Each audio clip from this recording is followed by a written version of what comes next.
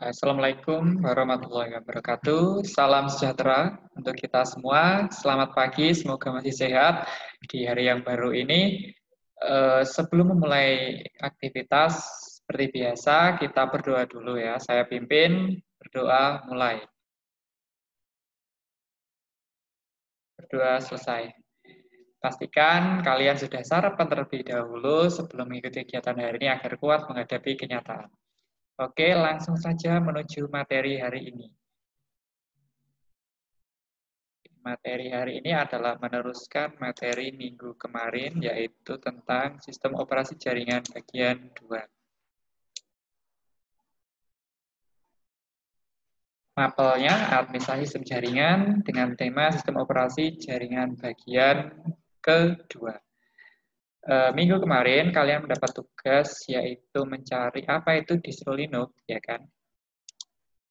Dan sudah saya teliti beberapa jawaban dari kalian dan mengarah ke satu pengertian, yaitu distro Linux itu adalah distribusi Linux, sebutan untuk sistem operasi yang dikembangkan dari kernel atau kode sumber Linux. Jadi sistem operasi di mana adalah turunan dari Linux itu sendiri. Nah, kernel itu apa? Kernel merupakan program komputer yang menjadi inti dari sebuah sistem komputer dengan kontrol terhadap segala hal atas sistem tersebut. Jadi, kernel adalah software inti dari sistem operasi. Jadi, distro itu adalah hasil pengembangan dari sistem operasi Linux. Dan jumlahnya ada banyak sekali. Nah, saya contohkan ada Mandriva, SUSE, Ubuntu, dan lain sebagainya. Banyak sekali. Dan kalian menyebutkannya hampir semua ada di sini kalian sebutkan ya. Jadi semua rata-rata sudah hampir benar. Selamat untuk kalian karena banyak menjawab jawaban yang benar. Oke, kita lanjutkan ya. Nah, kemarin kita membahas ada jenis sistem operasi, yaitu sistem operasi dengan tampilan grafik dan juga sistem operasi yang hanya memiliki tampilan teks atau sistem operasi berbasis teks. Nah, di sini ada jenis lain, yaitu sistem operasi open dan closed source. Apa itu? Nah, sistem operasi closed source itu sistem operasi proprietary, merupakan sistem operasi yang dikembangkan secara internal oleh seseorang atau perkumpulan atau sebuah perusahaan. Contohnya adalah Windows dan macOS. Biasanya sistem operasi ini jika kita ingin memakainya harus membayar terlebih dahulu. Jadi tidak gratis. Nah, sebaliknya sistem operasi open source atau sumber terbuka yaitu di mana kode programnya itu dibuka untuk umum. Nah, tadi closed source itu kode programnya atau kernelnya ditutup sehingga tidak mungkin adanya pengembangan oleh pihak lain. Sedangkan yang open source ini kernelnya itu dibuka sehingga kemungkinan besar dikembangkan oleh pihak lain itu pasti ada. Nah, contoh dari sistem operasi Linux, contoh dari sistem operasi open source itu adalah Linux. Nah, maka dari itu turunan dari sistem operasi Linux yang kita sebut distro tadi itu ada banyak sekali.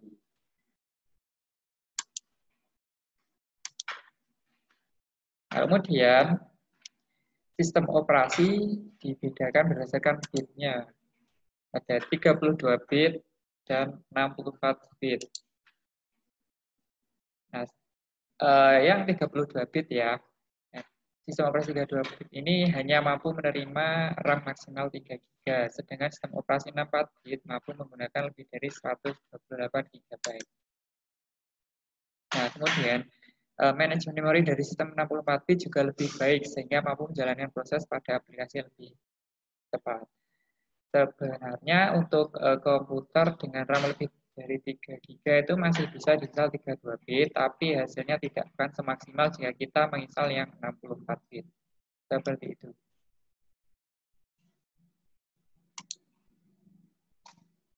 Oke, di sini ada tugas dadakan ya. bisa dibaca di sini tugasnya apa dan silakan dikerjakan. Nanti untuk menjawabnya saya sediakan form di Google Form. Oke, silakan catat dahulu. Jika sudah, kita lanjut lagi. Nah, sekarang adalah menentukan spesifikasi hardware server. Ya, kita sebagai seorang administrator, pastinya kita harus mengetahui bagaimana mengatur spesifikasi hardware agar nantinya bisa diinstal oleh sistem operasi jaringan yang sesuai yang akan dibutuhkan oleh kebutuhannya.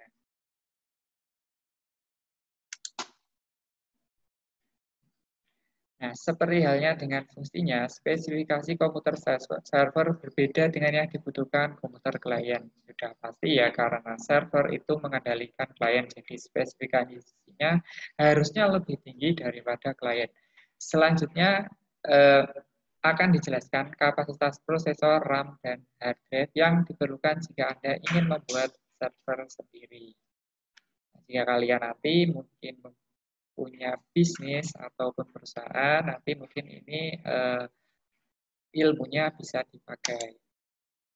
Nah, yang pertama yaitu mengenai hardware prosesor atau CPU, Central Processing Unit, yaitu otak dari komputer di mana data diproses di sini. Nah, ketika Anda ingin memilih perangkat pribadi, ada dua pabrik ya. Jika Anda ingin memilih prosesor untuk server Anda, server itu di pasaran ada dua yang terkenal mereknya, yaitu Intel dan AMD. Nah, pada umumnya Intel itu lebih banyak penggunanya. Contohnya tipe yang sering digunakan untuk server yaitu Core i9 dan Xeon. Seperti itu. Untuk kecepatannya mungkin kalian bisa browsing sendiri sambil mengerjakan tugas yang barusan saya sampaikan tadi.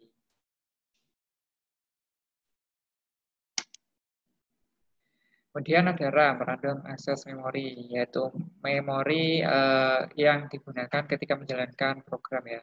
Jadi semakin besar RAM ini kemungkinan terjadinya lag saat membuka program atau menjalankan program itu sangatlah kecil. Nah, kapasitas RAM ini bertanggung jawab atas banyak proses yang dapat dilakukan ya kan ya. Jadi semakin banyak kapasitas RAM-nya, maka proses yang dapat dihandle oleh komputer itu akan semakin banyak. Nah, setidaknya perlu RAM 8 GB agar dapat berjalan dengan lancar ya. Jadi jika kalian membangun sebuah server, setidaknya perlu RAM berkapasitas 8 GB agar dapat berjalan dengan lancar.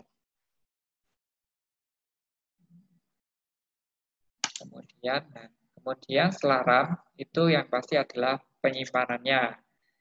Nah, di sini ada dua jenis penyimpanan, yaitu HDD biasa, di mana di dalam itu adalah piringan, dan kemudian ada yang terbaru adalah SSD atau Solid State Disk, di mana di dalamnya adalah IC, ya ini kotak-kotak ini, seperti di samping ini. Nah, untuk kecepatan bacanya itu lebih cepat SSD ya dibandingkan HDD biasa.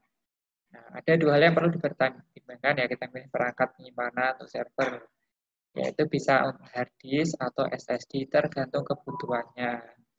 Nah, untuk kapasitasnya berapa gigabyte itu tergantung jumlah klien yang akan terkoneksi ke server dan jumlah layanan yang diberikan servernya. Jadi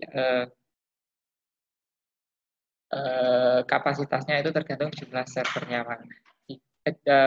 tergantung jumlah kliennya. Jika kliennya yang terhubung ke server itu banyak, maka perlu penyimpanan yang banyak. Nah, jika kebalikannya, maka memerlukan kapasitas yang tidak terlalu banyak. Terima kasih untuk pertemuan hari ini. Semoga bermanfaat dan jangan lupa tugasnya dikerjakan. Wassalamualaikum warahmatullahi wabarakatuh. Pak. Kayak